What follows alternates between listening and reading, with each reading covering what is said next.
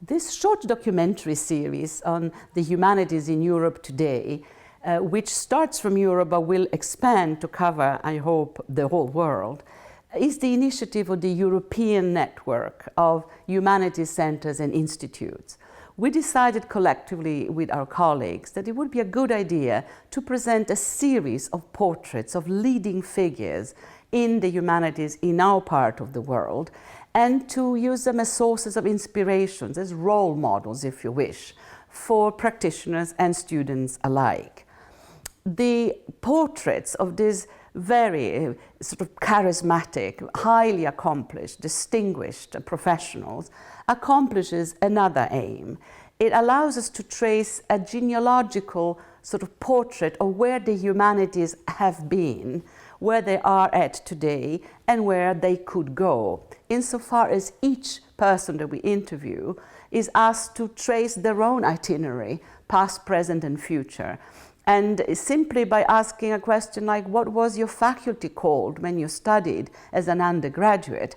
And noticing the semantic, the institutional, the political transformations that the field has gone through. Just by doing that, I think the viewers should be in a position to measure the extent of the changes and the extent of the vitality of the field.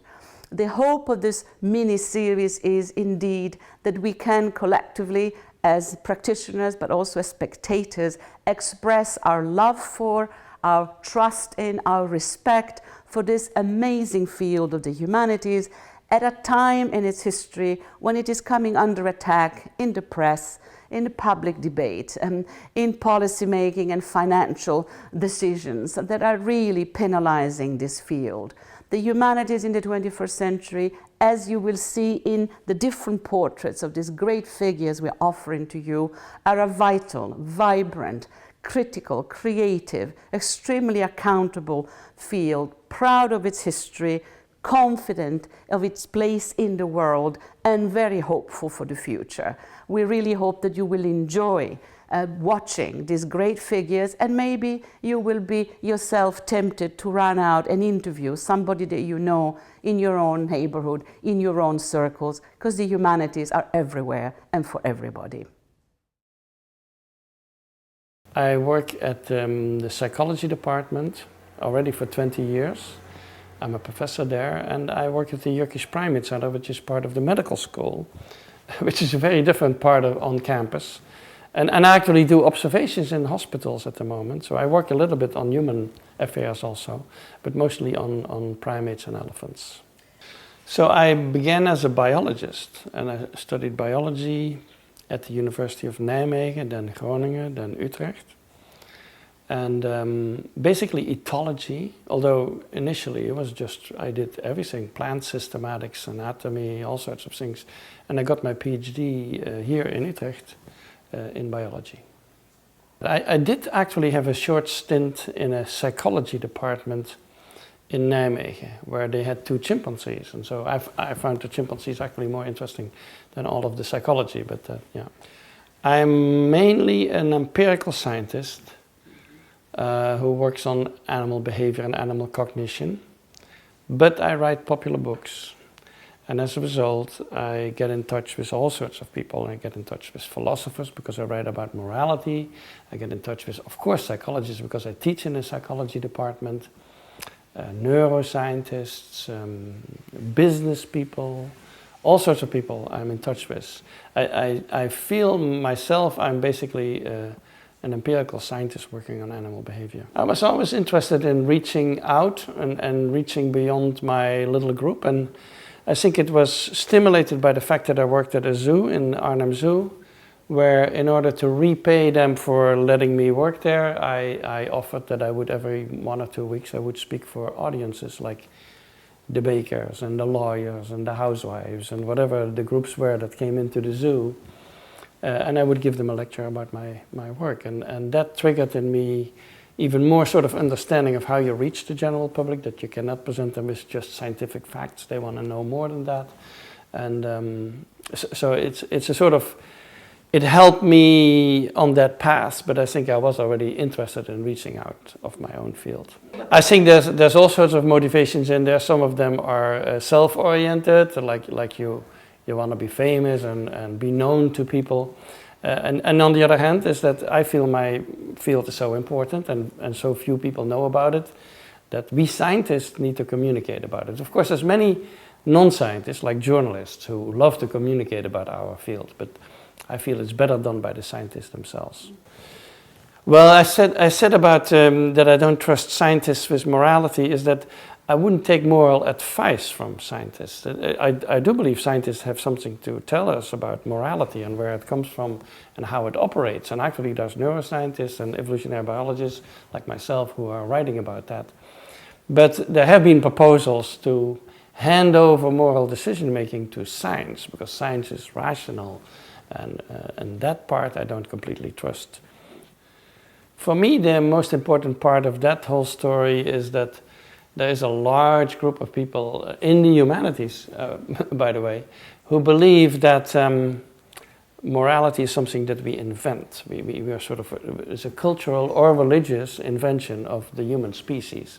And that thing I don't believe at all. I believe there's built into us a lot of tendencies that are translated into moral decision making.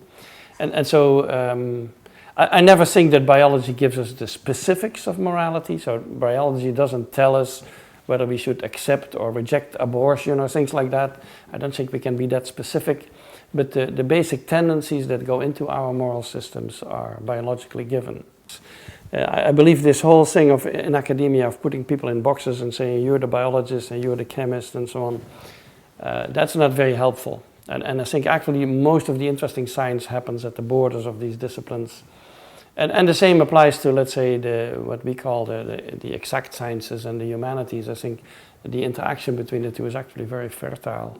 And so I hope to meet people in, let's say, philosophy who are open to science. Some people are not, but there are many philosophers, of course, who are open to it. Yeah, I usually call myself an apatist instead of an atheist, in the sense that the question of whether God exists or not, for me, is not an interesting question, so I don't particularly care about that. The reason I wrote the Bonobo and the Atheist is partly because in the US the debate has become very much polarized. Like you're either an atheist, which means that you're rational and you believe in science and all of that, or you're religious, which means that you're stupid and irrational and believe in the supernatural. And I don't think that those two extremes, I don't think that's a fruitful way of thinking about the issue. There are so many people who are religious who are open to science. And I myself, I'm not a believer, but I'm also not against it. And for me, the big puzzle is actually not whether God exists or not, but it's more like, why do all people all over the world have religions? So where does it come from? What does it do for us? It must be doing something good, otherwise we wouldn't have them. And so as a biologist, that's for me the more interesting question, is like, how did we evolve that tendency that we have to believe in supernatural causes and to congregate around them and have communities around that kind of belief system that we have? Because when I started my studies, everything about animal behavior was phrased in terms of selfish motives, competition, winning or losing, the struggle for life. Everything was phrased in the sense that all that animals care about is exploiting each other or defeating each other and getting the resources. And I've never believed that, and my work started in the Arnhem Zoo with finding that primates reconcile after fights, which shows that yes, they have fights and they do compete, but they also care about their social relationships. And I've expanded from there until I wrote books about morality, basically, because morality is also caring about relationships. I think in my field, the key new part is going to be the study of emotions in animals and humans. Now, in a way, I've always studied emotions, because what I study is social behavior, and it's hard to imagine that without emotional involvement. But emotions have been taboo for a long time in animal studies. That taboo is disappearing.